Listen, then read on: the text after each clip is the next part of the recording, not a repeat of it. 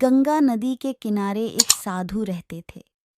वे न केवल विद्वान थे, बल्कि उनके पास जादुई शक्तियां भी थीं। एक दिन वे ध्यान में मग्न थे। तभी बाज की चोंच से एक चूहिया छूटकर उनके हाथों में आ गिरी। उसकी छोटी सी पूंछ व काली चमकीली आंखें थीं। उन्हें वह बहुत अच्छी लगी, पर घर ले जाने से पहले उन्होंने जादुई मंत्रों के प्रयोग से उसे एक लड़की में बदल दिया।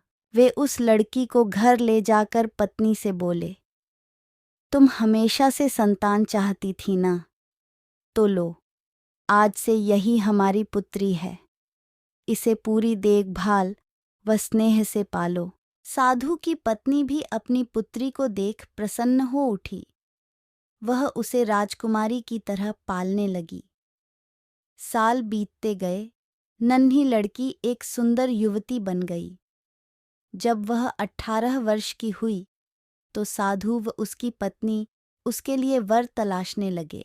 साधु ने कहा, मेरी बिटिया का विवाह ऐसे व्यक्ति से होना चाहिए जो सबसे बड़ा हो। मेरे हिसाब से सूर्य ठीक रहेगा। पत्नी ने भी हामी भरी। उन्होंने जादुई मंत्रों के प्रयोग से सूर्य को नीचे बुला लिया। उन्होंने उसे अपनी पुत्री से विवाह करने को कहा, पर पुत्री ने पहले ही न कर दी।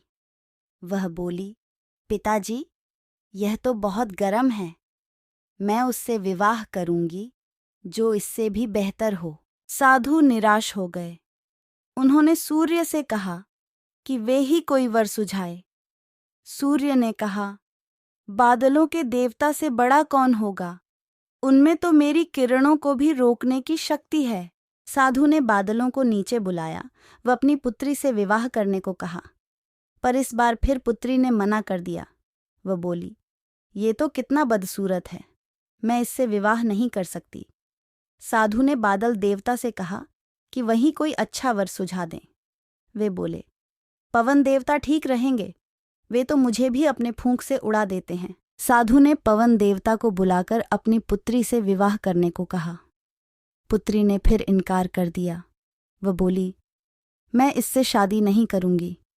ये तो कहीं टिकते नहीं, हमेशा यहाँ वहाँ भागते रहते हैं। साधु ने पवन देव से पूछा, क्या मेरी पुत्री के लिए ऐसा वर हो सकता है जो आपसे भी बेहतर हो? पवन देव ने कहा कि पर्वत देव मजबूत व ऊंचे हैं, वे मेरा भी रास्ता रोक देते हैं। साधु ने पर्वत देवता से कहा कि वह उसकी पुत्री से विवाह कर ले। पुत्री ने फिर से मना कर दिया। वह बोली, ये तो बहुत लंबे, सख्त व कठोर हैं, मैं इनसे विवाह नहीं कर सकती। इनसे भी कोई बेहतर चाहिए। पर्वत देवता ने चूहे का नाम सुझाया। वे बोले, माना मैं काफी सख्त, मजबूत व ऊंचा हूं, पर चूहे मुझ में भी आसानी से बिल बना सकते हैं। साधु ने सोचा, इसे ही किस्मत कहते हैं। यह एक चूहिया थी और एक चूहे से विवाह करना ही इसके भाग्य में लिखा है। उन्होंने जादुई मंत्रों के प्रभाव से पुत्री को फिर से चूहिया बना दिया।